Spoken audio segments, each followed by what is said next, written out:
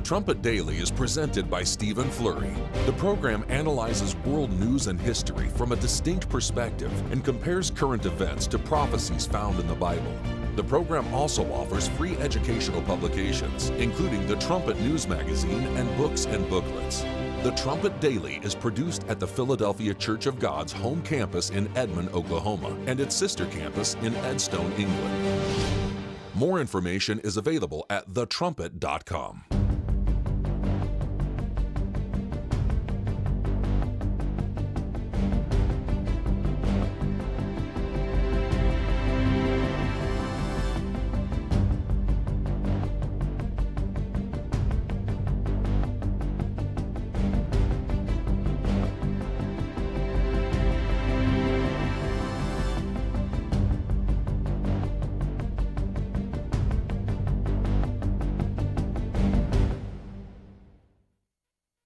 The Trumpet Daily program begins right now. Today's world news, what it means, where it's taking us. I bring you the one and only possible message of world peace. This is a message of hope, tremendous hope. And he said unto me, you must prophesy again. The Trumpet Daily program begins right now. It is day 248 of the second Trump administration. And tonight, MSNBC is reporting that former FBI Director Jim Comey, on your screen right there, is expected to be indicted in the Eastern District of Virginia. Now, to state the complete obvious, what we're all thinking, indicting the former director of the FBI in a transparent attempt to settle a political score is an absolutely brazen abuse of political power. It's also one that we kind of knew was coming. It doesn't make it any better, but we kind of knew it was coming. Because Trump has few political enemies he loathes more than James Comey. President Trump's Justice Department is weighing potential charges against former FBI Director James Comey. This is a surprise. 3 sources familiar with the matter. No, it's not, because Donald Trump ordered his attorney general to do this last week and fired a U.S. attorney because the U.S. attorney couldn't get evidence to go after his political enemies. 2 sources familiar with the situation tell MSNBC the case against Comey is far from strong. Okay, now, those words, I mean, that is classic understatement. Far from strong. It's weak. Widely interpreted as a call for the Attorney General and DOJ to charge his political rivals. Joe, one of the things that comes to my mind is the term selective prosecution. I think they are teeing up a motion for selective prosecution, which is a due process violation and a grounds for dismissal. Well, and again, everything's in the public here, right? There is no Watergate. There is no Iran-Contra. There is just Truth Social.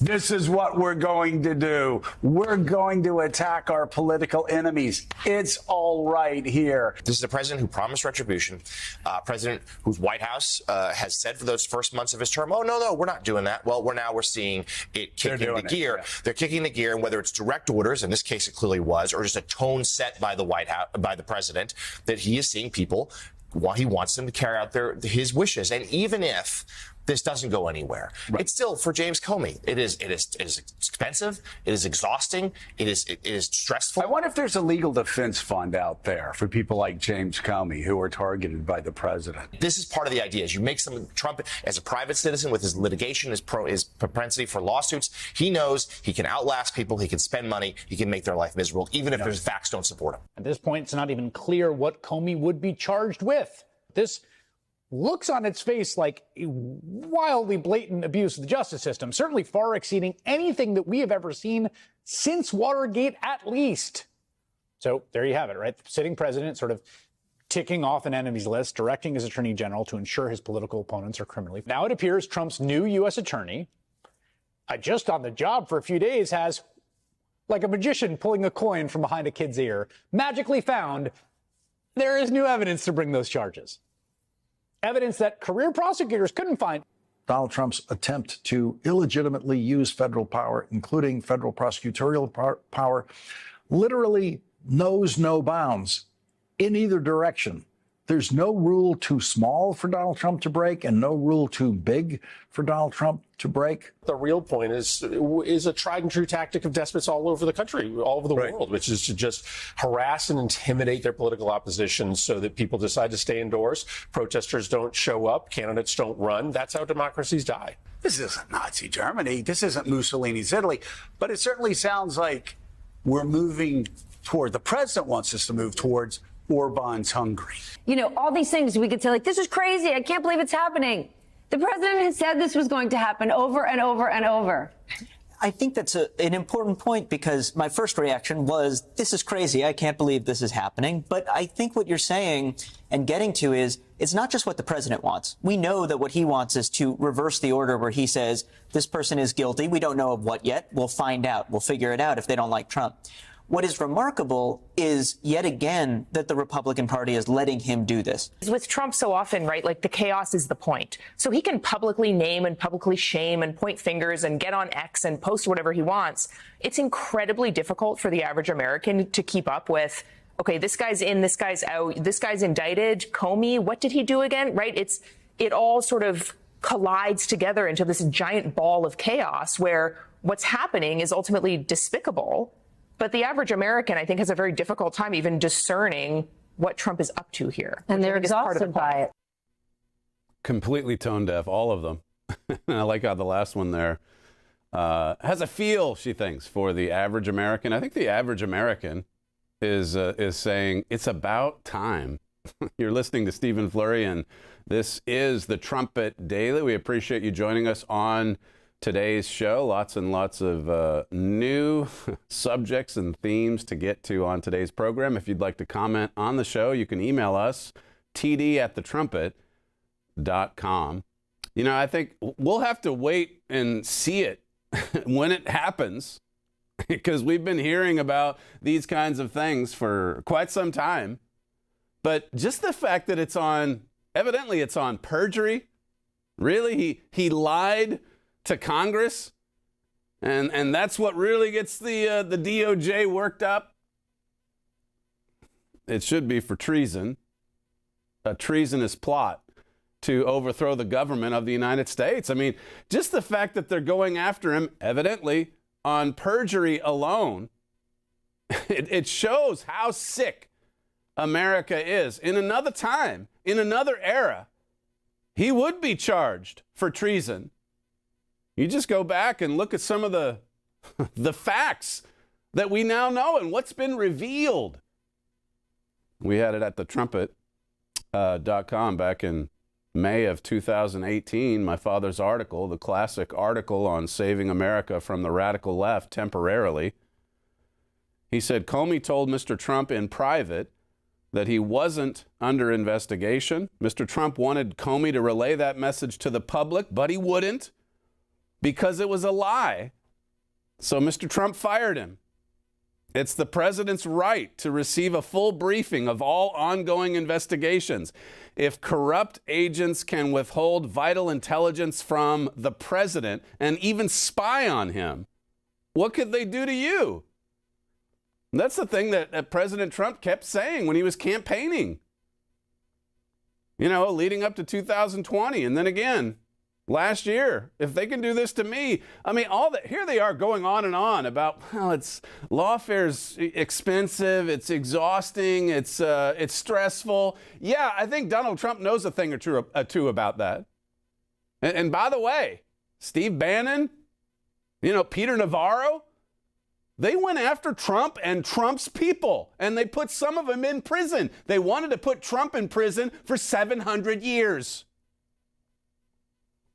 Listen to Hannity last night on this topic, clip 6.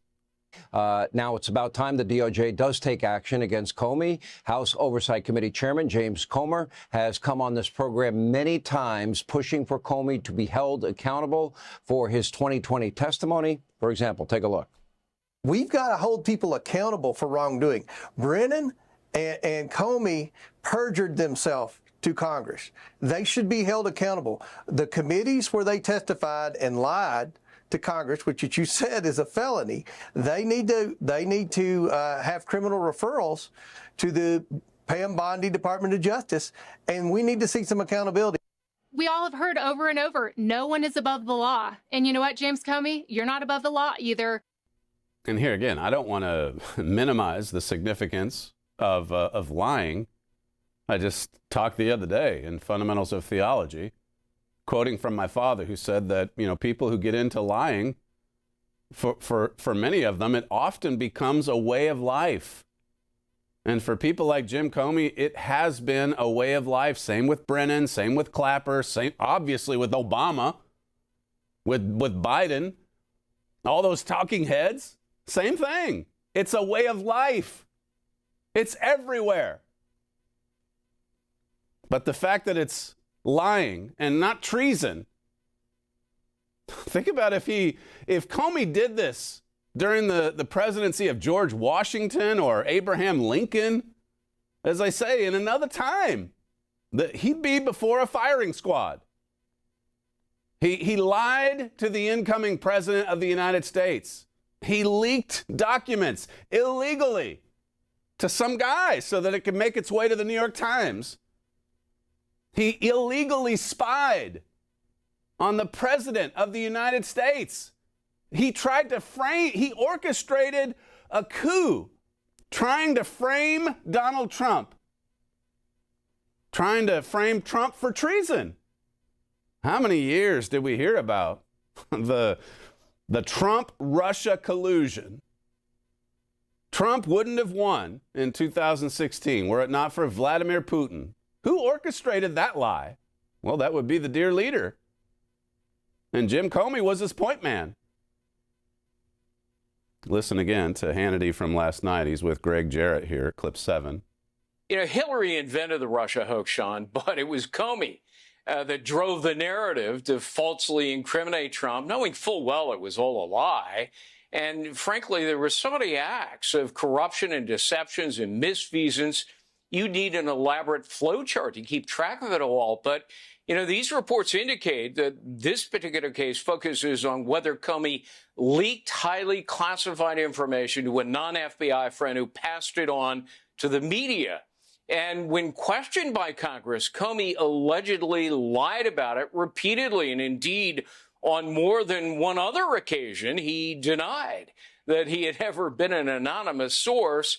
But the evidence belies that claim. In fact, his own deputy director, Andrew McCabe, implicated Comey as complicit in leaks of sensitive information. They lie as a way of life. And we've seen it.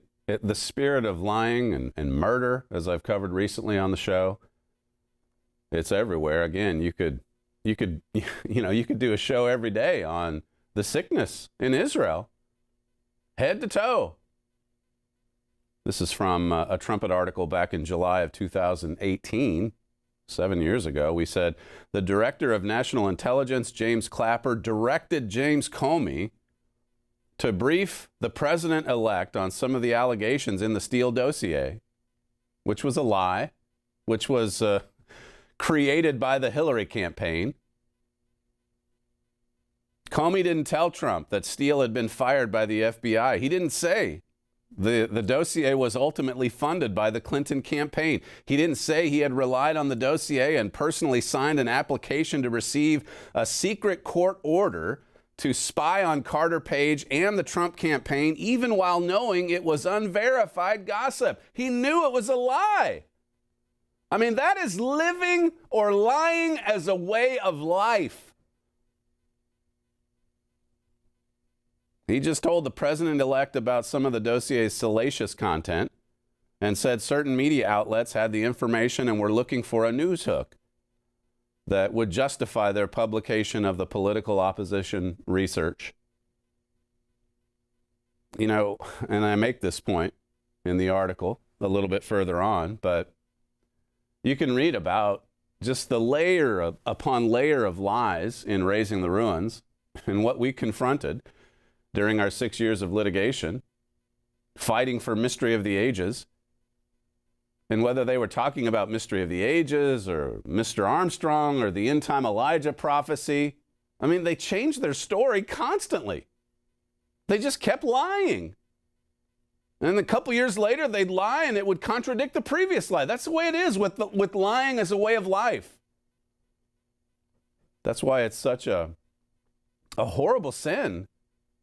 That's why you've got to guard against it, not let yourself go down that road. And if you're raising little children, I mean, that can be a challenge. The spirit of lying is so strong. But we have to feast on the truth. As we say so often on this show, the truth is what sets us free. Lying is so destructive. And really, the spirit behind all of this lying that we saw, whether it was attacking Herbert Armstrong or, in the case of our nation, attacking Donald Trump, the spirit behind it is the spirit of murder. You're trying to assassinate someone's character. Well, in Trump's case, they tried to assassinate him literally. They tried to send him to prison for hundreds of years. And here are all of these talking heads sobbing over Jim Comey because he might be punished for lying. They want the flow of cases from the DOJ to go in just one direction. You've got to go after a conservative. The flow of the bullets are only going in one direction. A couple weeks ago, it's Charlie Kirk. Yesterday, it's the ICE facility. A radical left-winger raised by a radical left-wing mother They hate conservatives. They hate ICE. They hate law enforcement. They hate family. They hate law. It's amazing that the radical left failed to install Hillary Clinton into power and complete its takeover. It's amazing.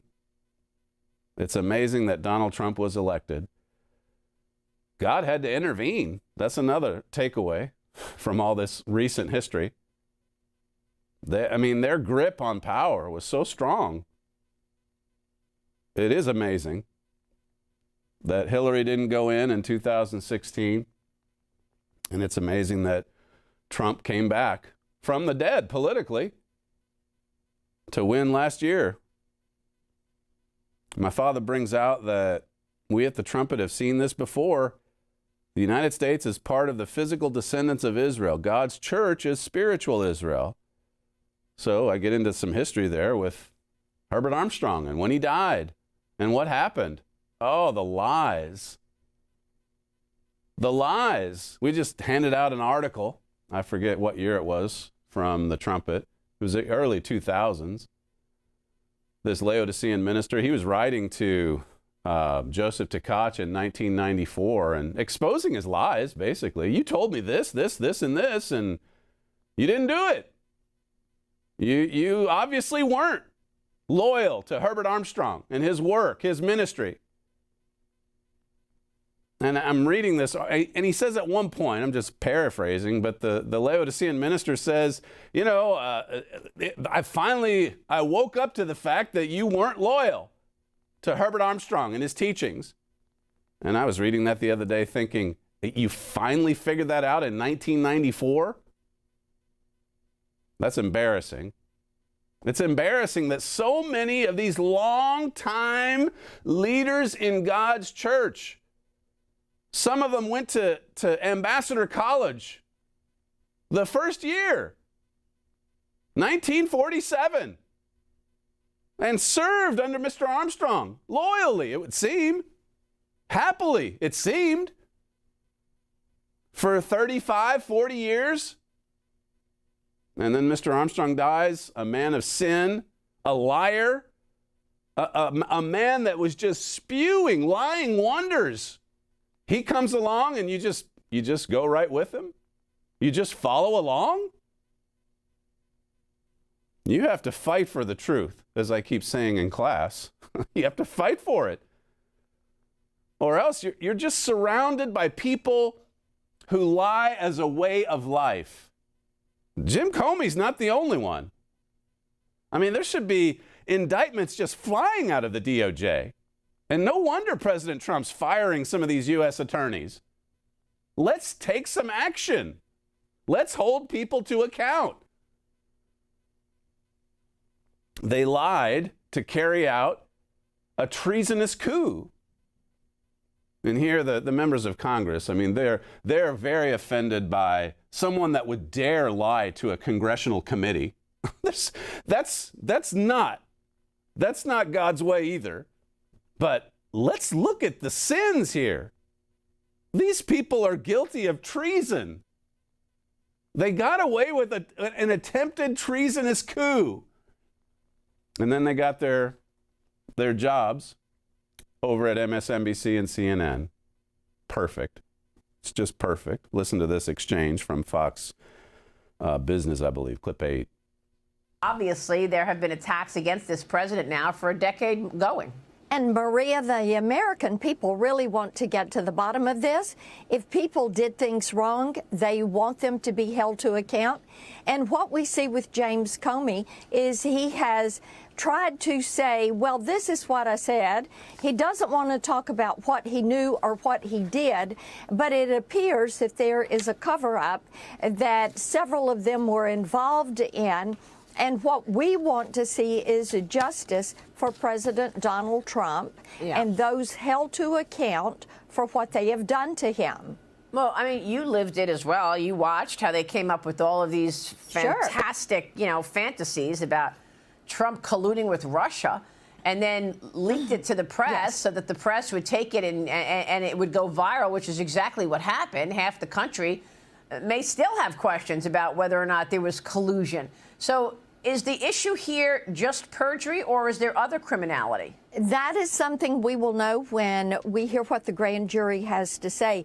But Maria, bear in mind, the American people watched this play out. Yeah. They heard what President Trump had to say. They saw how DOJ was weaponized, how it was used against him, how other federal agencies were brought to bear against him, his family, people that supported him, people that were involved in the campaign, the amount of surveillance that was done, and what the American people have realized. Things that President Trump said were happening to him were actually taking place. Now, those that did this need to be held responsible. It's actually much worse than what she's explaining there. Because, I mean, there's a direct connection to all of the politically motivated acts of violence, the assassination attempts, whether at an ICE facility or, you know, just a discussion going on a university campus. Or in the case of Donald Trump, twice last summer. Twice. A politically motivated assassination attempt. And then you bring this out, and all those talking heads that are sobbing for Jim Comey, they start screaming. It's not. I mean, Jimmy Kimmel, he comes on and apologizes, but doesn't really apologize. Yeah, he's basically saying he was a conservative, the guy who shot Kirk. And he's proud to say that, Jimmy Kimmel. And now he gets his job back. He returns. I mean, as I said last week, the talking heads are more heartbroken over a not so funny comedian that loses his job for 5 days than they are about actual assassination. They're, like Maria just said there, half the country may still have questions about whether or not there was collusion. Half the country still saying that Donald Trump is a Russian agent. This is how they justify violence. We'll get to that in a second. Well, actually, we wrote about it in 2019. Again, tomorrow's news today. January 2019 at the Trumpet. A specter is haunting the United States, the specter of political violence. As I say, tomorrow's news today. Many Americans sense that this has been one of the most combative, even violent political climates in living memory. We wrote this back in the middle of Donald Trump's first term. You remember how they reacted to that? People were fantasizing about blowing up the White House, about murdering Donald Trump. I mean, we've been hearing this kind of rhetoric for almost a decade. A decade. Vile, hateful, murderous commentary. Yeah, it gets a lot of play on TV. Half the country still have questions. 1/3 blamed President Trump for the violence, while another third blamed Democrats in Congress. Almost 2/3 thought the media was responsible for dividing the country. I mean, the political climate wasn't good in 2019. It's worse today. And now we're having actual assassinations happening every couple weeks. It quotes Hillary Clinton here from 2018, I think it was. You cannot be civil with a political party that wants to destroy what you stand for. And Obama, he's made similar statements. Eric Holder, all of them. Brennan, Comey, they all think the same way. You cannot be civil with conservatives. They're dangerous. You've got to confront them. You've got to fight them. We're at war. There's, the talking heads are just fuming that Donald Trump would say, yeah, I hate my opponents. And here they are calling prominent Democrats calling for war openly. We're about to get it. We're about to get it. Ezekiel 5 says so. Listen to Hillary Clinton more recently. This is from the Morning Meltdown, clip 4. I'm curious, though, what you think of the bigger picture of what's happening around free speech, whether it's the message we hear from Attorney General Pam Bondi or the head of the FCC, the President of the United States, the Vice President of the United States, about going after explicitly people they view as political enemies or opponents and silencing those voices.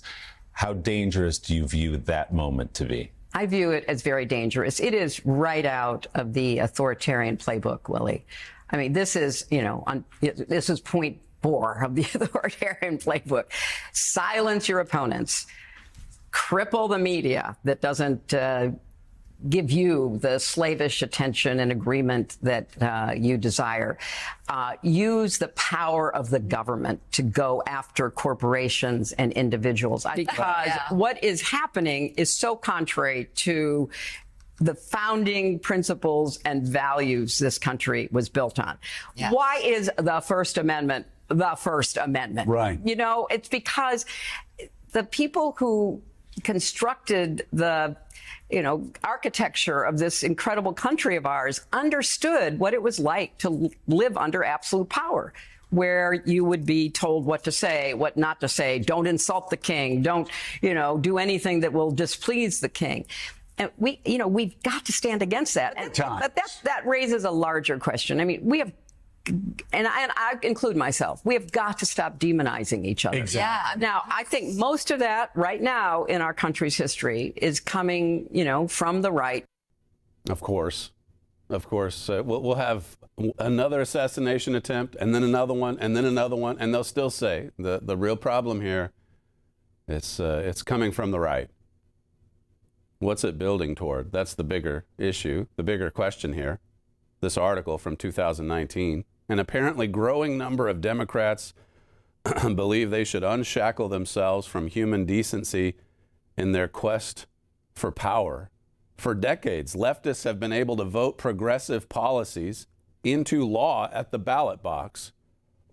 When the people and their congressional representatives have opposed those policies, they have used executive actions and Supreme Court rulings to push their agenda into law. But after being out of power for 2 years, again, this was written back in 2019, many leftists are turning to 1960s style rioting and protesting. You see, you can predict it every time. They're out of power right now. They don't have a Democrat in the White House. They don't control Congress. They don't control the Supreme Court. And so what's Hillary out there saying? They're taking away our speech. We can't speak freely. So we've got to fight them. We've got to stand against them. 1/3 of Americans think a civil war is coming. Bible prophecy reveals that they are right. And then, I think Andrew Miller wrote this. This is January 2019. It says, Hillary Clinton said that civility could resume again when Democrats are back in power. Well, of course. Look, we'll tone down the rhetoric and we'll be much more civil once we get power. Once we get back in office. I mean, the lust for power, the spirit of murder, the web of lies. How much longer can this go on? It's like I said yesterday. I mean, our sins have separated us from God, Isaiah 59, verses 1 and 2. And then you read the whole chapter and you see what our world is like, and it is not a pretty picture. There's no justice. Blood is spilled in the streets. We don't know the way to peace. We can't make peace with one another. That's the truth. This article says the biggest threat from America's growing political divide is politically motivated violence. How's that for tomorrow's news today? Now we're seeing politically motivated violence. People who are justifying murder. Even commentators justifying murder. It's pretty shocking to watch.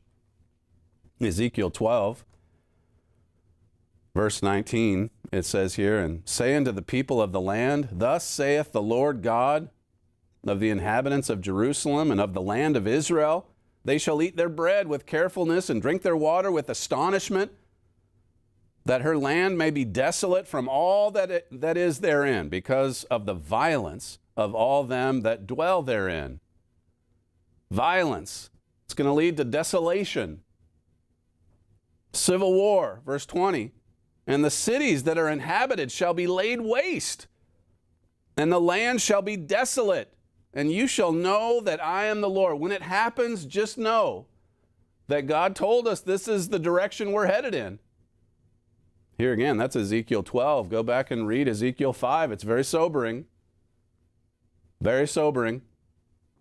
This 2019 article. It's easy for Democrats to blame political violence on President Trump, and it's easy for Republicans to blame leftist agitators in the streets, but the root cause of political violence in America stretches back decades. I mean, it's in our history. But then, like I read last week, you see the way we're reacting now to assassinations, and it's not a good sign. My father says here, many Americans, this is from 2017, many Americans are troubled by divisions and hatreds being expressed right now, but they need to be a lot more concerned than they are. The problems are going to get worse and worse until people get the message and they learn why these disasters are happening. God's trying to get our attention. I mean, even with the return of Donald Trump, as I was getting into yesterday, he's trying to get our attention. He's trying to show us that there's a sickness that's set in. It's head to toe, and it's growing, it's spreading. This attack on the ICE facility down in Dallas yesterday, the guy murdered a migrant, as it turns out. It's I think Jesse brings out it's a miracle that no ICE agents were murdered. But that was the goal of this latest gunman, this latest assassin. Listen to clip 1. The shooter committed suicide after the attack. The FBI says there was an ideological motive to the rampage. He scrawled messages on his bullets. Early evidence that we've seen from rounds that were found near the suspected shooter contain messages that are anti-ICE in nature. The sniper had anti-ICE carved into the shell casings, but the media says no one knows the motive. Maybe the gunman was a comedian. You can't just assume by that what was written on that shell casing that that's necessarily his motivation. He could have been doing that to thinking it was funny, trying to put law enforcement on the wrong track. Well, ICE says it was a clear attack on ICE, and the director of the ICE facility doesn't think it's funny. The rhetoric has to stop. There are people out there who are seeing what is being placed online, and they're coming and they're doing acts of violence against ICE employees. So that's kind of all I have for today, is that it's just got to stop. It's dangerous, and people are losing their lives. Just a month ago, the same exact ICE facility got bomb threats. And another Texas ICE facility just a few months ago was fired on by Trantifa. They baited agents and launched a sophisticated attack with military precision. We've seen riots outside of ICE buildings in L.A., Portland, and Illinois. Just yesterday, Antifa stormed an ICE facility in Oregon with homemade weapons. Do you see a pattern? There is a pattern, and that's mentioned in the morning brief that we sent out today. This was at least the fourth threat or act of violence against border enforcement facilities in Texas this year, just this year. Last Friday in Chicago, over 100 rioters surrounded an ICE processing center, assaulting officers, threw tear gas canisters and slashed tires. Local police reportedly delayed response due to sanctuary policies. Why would they be stirred to violence, to committing acts of violence? Well, a lot of it's the propaganda that you hear coming from, the really sophisticated news outlets that are just there to report the news. DHS reports that 1,000% surge in assaults on ICE officers since January. 1,000%. They're being whipped into an angry, murderous mob, justifying murder. This is where we are. Listen again to Jesse Waters from last night, clip 2. It's like a dystopian sci-fi movie. Unmarked cars, people en masse, people quite literally disappearing, no due process, no rights, enough. To ICE, unmasked. What are you afraid of? What are you afraid of? Last week, the governor signed a bill to force ICE agents to expose their faces to cameras and cartels. The man mandated masks to stop the spread of a virus, but wants to remove masks so we can't stop the spread of migrants. Some of these politicians deny ICE attacks are even happening. Johnny was in D.C. this summer. Watch.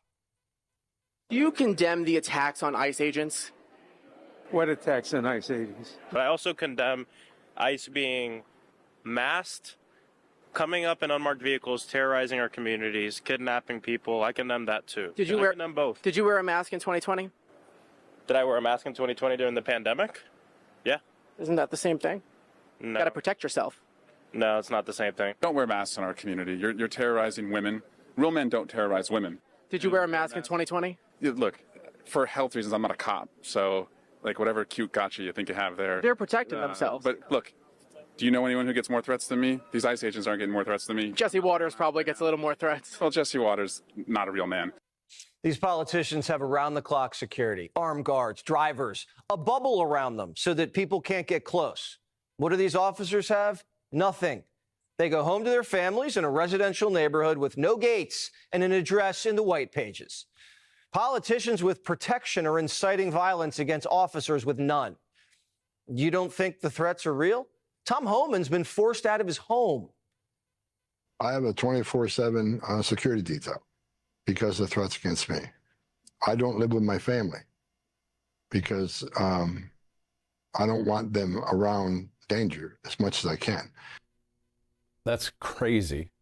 This is the United States of America. Mr. Hilliker in the morning brief. Democrats say they denounce violence, but it's impossible to decouple the attacks on ICE and border protection from the incessant reproach Democrat leaders have hurled at the Trump administration's efforts to curb illegal immigration. You heard it there in that segment. These are prominent, forget about the media. I mean, they amplify it, obviously. These are Democrats. These are politicians. They should take off their masks so that we know who they are. That way we can come after them. That's what they want. That's what they want. Cities and states declaring themselves sanctuaries, unwilling to cooperate with ICE. It says here, city leaders refusing to, these are all things that the Democrats are doing. City leaders refusing to send police to stop violence against ICE. California Governor Gavin Newsom demanding no masks on ICE agents. Chicago mayor calling jails and incarceration and law enforcement a sickness. How long does a society led by those kinds of individuals last? Deeply divided. That's the United States. Not every city has a mayor that deranged like Chicago.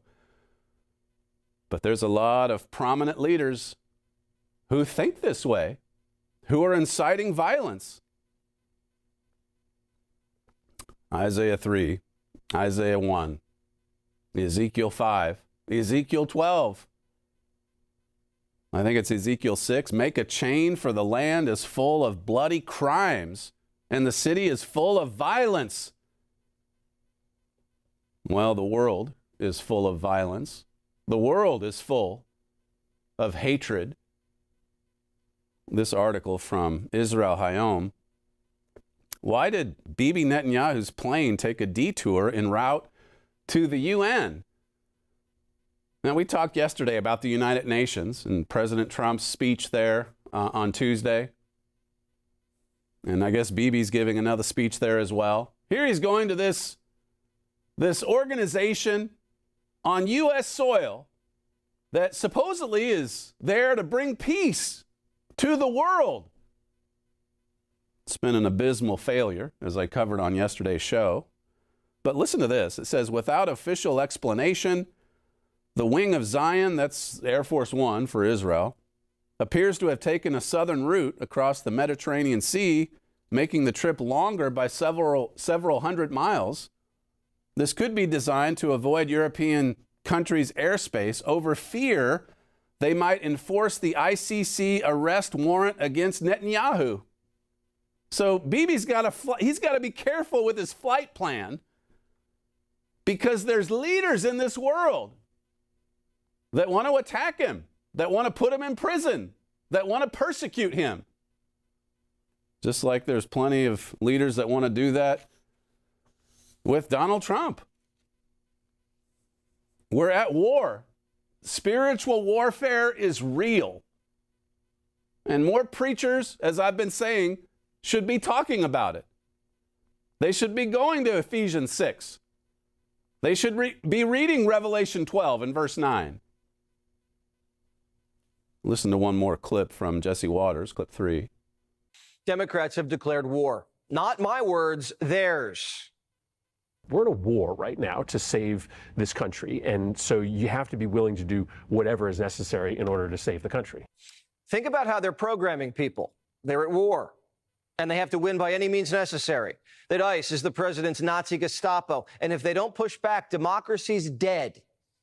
I fear that we will not have an election in 2028. I really mean that in the core of my soul, unless we wake up to the code red, what's happening in this country, and we wake up soberly to how serious this moment is. Wow. I don't watch these shows. So you see the clips and you're just, is this going to a nighttime audience? Is this going out on a not so funny comedian show? I guess it is. Code red? No election in 2028? It wasn't enough to talk about the end of democracy in 2024 if Trump wins? That's, many would say the Democrats' best hope for president next time around. Newsom. It's pretty crazy to watch. I've been talking a lot about Erika Kirk since the memorial service Sunday, and she made some wonderful statements about family, about what her late husband thinks or thought about family. But you hear the statements and you also are reminded of just how sick the family is, how we've witnessed a total breakdown in family, just as Herbert Armstrong was talking about in the 1960s and 70s and 1980s. What would he say today? This is Erika Kirk from the service on Sunday, clip 9. His love for me drove me to be a better wife. Every day he honored me, and I prayed that I could be the wife that God needed me to be for my husband.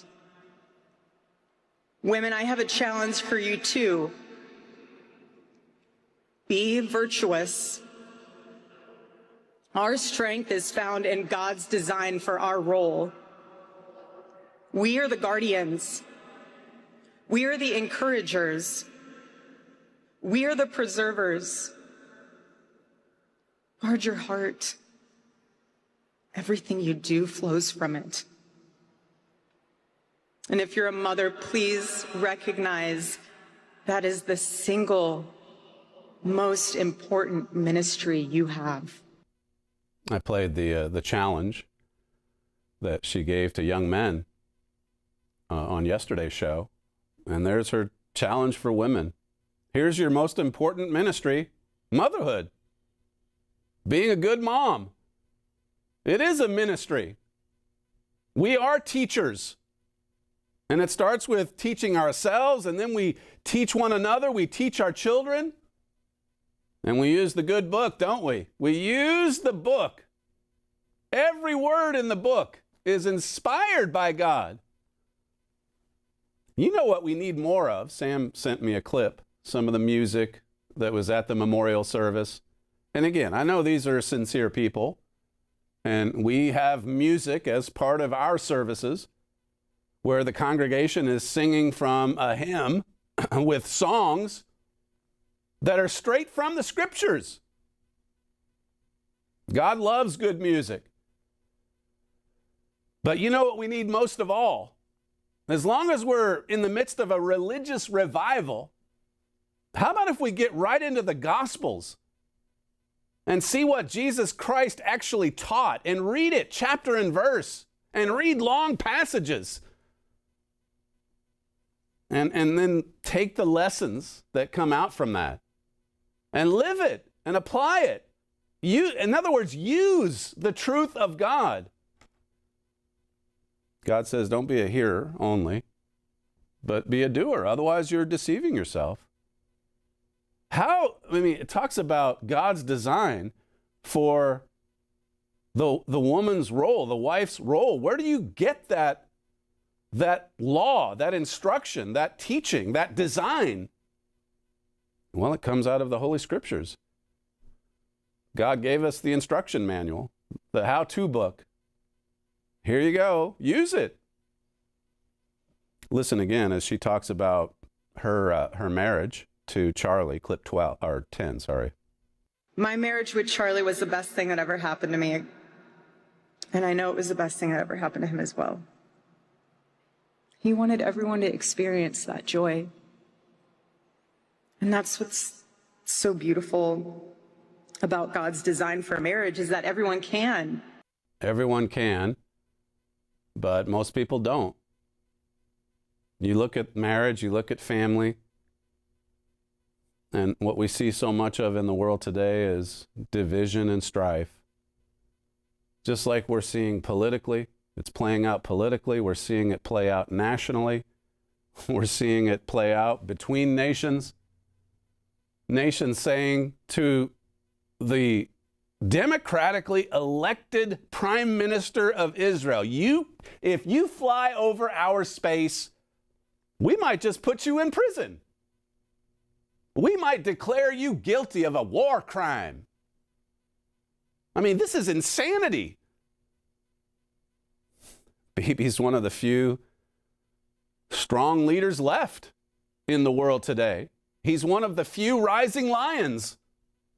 He's confronting evil. It's right at his doorstep. How easy it is for the radicals, half a world away, to say, you know what? The solution to this is put Bibi in prison.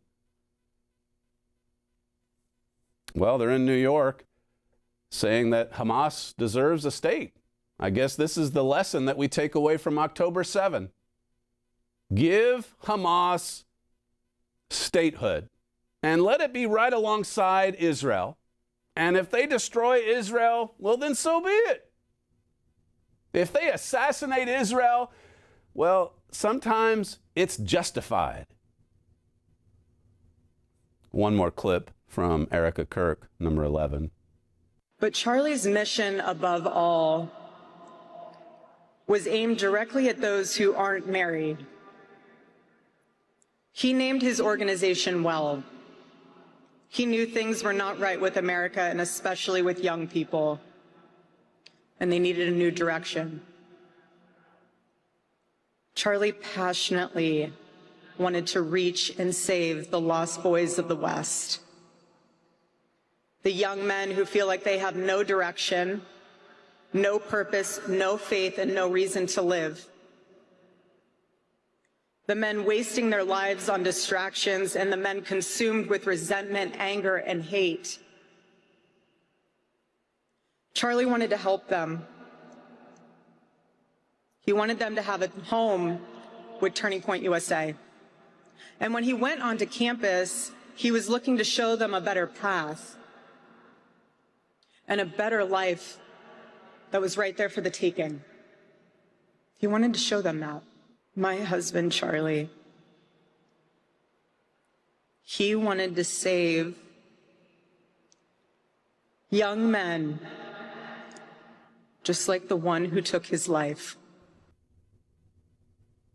Well, it was a religious movement in many ways, but you look at the revival, the so-called revival, and you look at the world, and you look at the nation, and you look at family, and you look at political divisions.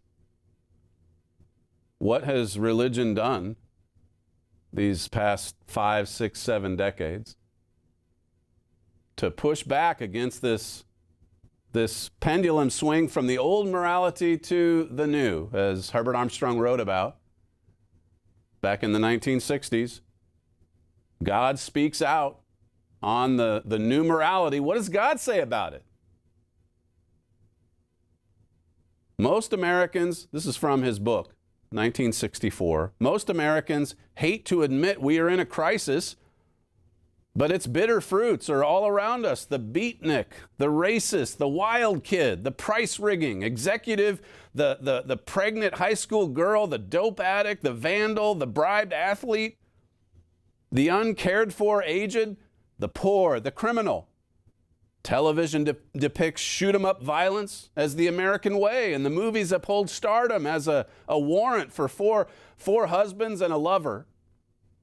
This is, it's somewhat dated, but it's much worse today. Since we live in a society without a supreme moral authority, where can we get moral standards? Not from the church, says Dean Samuel Miller of the Harvard Divinity School. The church has become almost as monastic as the orders in the Middle Ages. There seems to be no connection between what happens in the church and what happens in society. And I've given you other articles, much more recent articles, that make that point. Why is Charlie Kirk seen by some as a prophet or an evangelist? Even that shows how weak religion is. He wasn't a prophet, but they're looking to him as a martyr because there's no strength of leadership in the church. There seems to be no connection between what happens in the church and what happens in society. Mr. Armstrong says, listeners to the World Tomorrow radio program and readers of the Plain Truth have heard and read repeatedly that the Christianity of this day seems to have no connection with adherents' social, business, professional, or political lives. Nothing to do with how we live. The Christianity should be the first place that you turn to for instruction about how to live. Instead, you get some